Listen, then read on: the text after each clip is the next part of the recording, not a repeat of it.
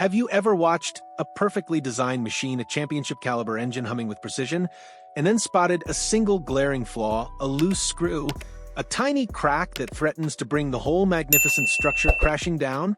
Doesn't it just make your blood boil, or perhaps fill you with a profound sense of bewilderment to see an NBA team, even one fresh off the ultimate triumph, grapple with a problem so painfully obvious, so fundamentally misaligned with the modern game, that it feels like they're trying to fit a square peg into a round hole?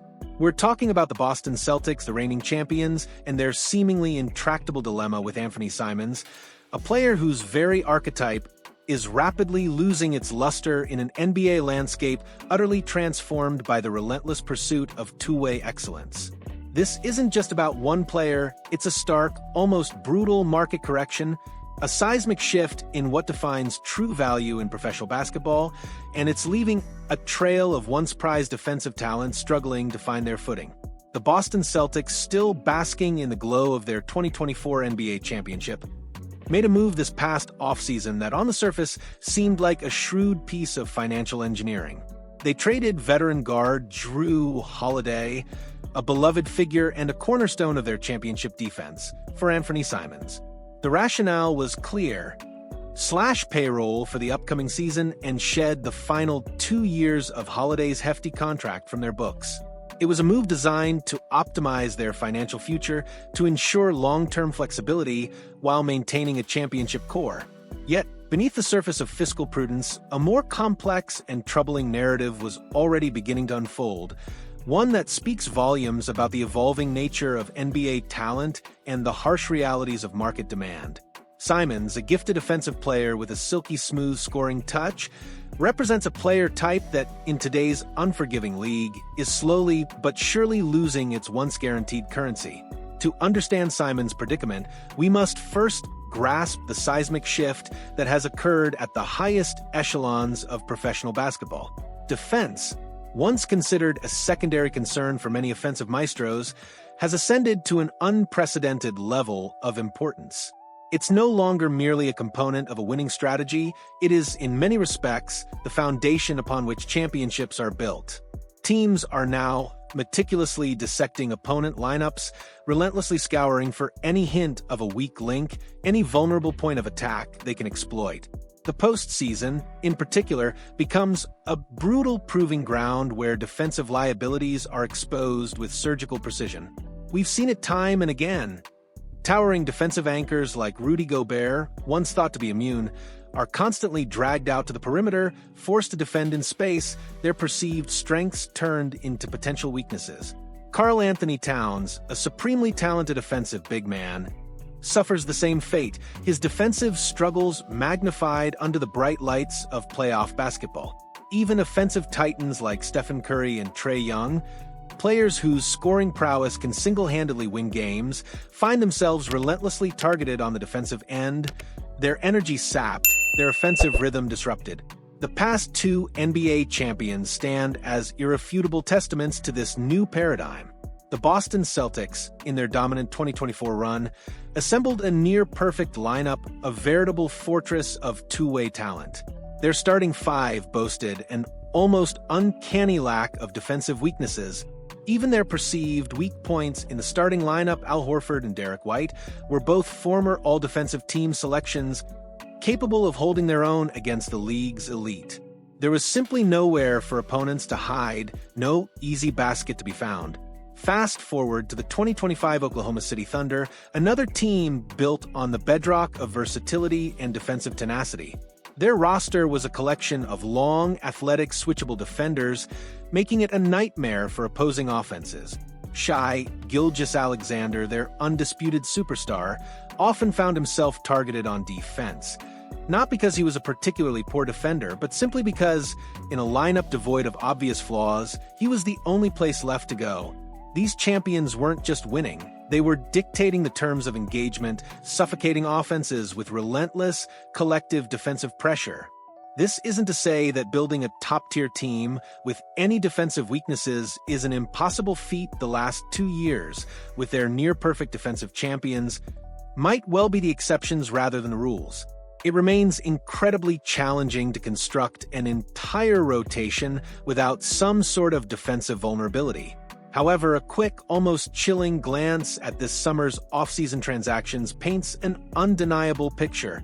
Players similar to Anfernee Simons, the shifty, score-first guards who struggle to consistently hold their own on defense, are losing value at an alarming, almost precipitous rate. Teams are simply no longer willing to pay a premium for these types of players, recognizing the inherent risk they pose in the high-stakes environment of the modern NBA. Consider the Utah Jazz's recent move involving Colin Sexton. Once touted as a dynamic scorer, Sexton was traded, and all the Jazz received in return was Jusuf Nurkic, a serviceable but hardly star-level center.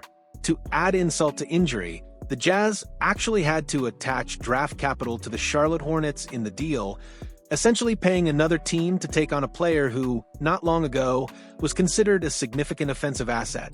This wasn't a trade for a superstar. It was a salary dump where the Jazz had to sweeten the pot just to offload a score-first guard whose defensive shortcomings had become too significant to ignore. Then there's the case of Jordan Clarkson. Not too long ago, Clarkson was celebrated as a Sixth Man of the Year winner, a microwave scorer capable of igniting an offense off the bench. Last season, he still averaged a respectable 16.2 points per game, a solid offensive contribution. Yet, this summer, Clarkson found himself signing a minimum contract. A minimum contract for a player with a scoring pedigree. That's a stark, almost brutal indictment of how the market now views players who lean heavily on offense but struggle to provide consistent defensive impact. These aren't isolated incidents, they are flashing red lights, undeniable indicators of a profound shift in player valuation. Of course, there are still examples of score-first guards who command hefty contracts and remain highly valued in the league. But upon closer inspection, a crucial distinction emerges. Most, if not all, of these highly paid offensive talents are at least passable on the defensive end. They might not be all defensive team candidates, but they don't actively hurt their teams. They don't become glaring targets that opponents can relentlessly exploit. They possess enough defensive acumen, enough versatility, enough effort to avoid becoming a fatal flaw in a championship contender's armor. This is the critical threshold. If Anfernee Simons can somehow elevate his defensive game to that passable realm, if he can demonstrate the commitment and capability to be a two-way player, then he might just fall into that coveted category of highly valued guards. If not, then the reason for his currently stagnant trade value will become abundantly, painfully clear. It is close to non-existent. And for those who might argue that he was, after all, just traded for Jrue Holiday, let's be unequivocally clear. That transaction was overwhelmingly a financial decision for the Boston Celtics. It was about shedding salary and future contract obligations, not about acquiring Simons as a foundational piece or a significant upgrade in terms of on-court value. He was the asset that allowed them to achieve their financial goals, a means to an end rather than an end in himself. The market has spoken, and its message is loud and clear. In a modern NBA, where every possession, every defensive rotation, every weak link is scrutinized under a microscope, the pure, score-first guard who can't defend is becoming an increasingly niche and increasingly devalued commodity. So, as we look ahead to the upcoming season, the question isn't just about Anfernee Simons' future, but about the future of an entire archetype of player. Will the league continue its inexorable march towards defensive versatility, leaving behind those who can only contribute on one end of the floor? Or will a new wave of offensive innovation somehow find a way to mitigate these defensive shortcomings? For now, the evidence is overwhelming. The NBA is a two-way league, and the market is adjusting accordingly, often with brutal honesty. The Celtics, in their pursuit of financial flexibility, have inherited a player whose value is a stark reflection of this evolving landscape, a challenging puzzle piece in a league that demands perfection. What are your thoughts? Do you believe the NBA is truly moving towards an era where one-way players, no matter how offensively gifted, will struggle to find significant roles and contracts? Or is this just a temporary market correction, a blip before offense once again reigns supreme? Let us know your take in the comments below. and tell us which players you think are thriving or struggling under this new defensive paradigm. If you're as fascinated by the strategic evolution of the NBA as we are, make sure to hit that like button and subscribe to our channel for more in-depth analysis and the hottest takes on the game we all love.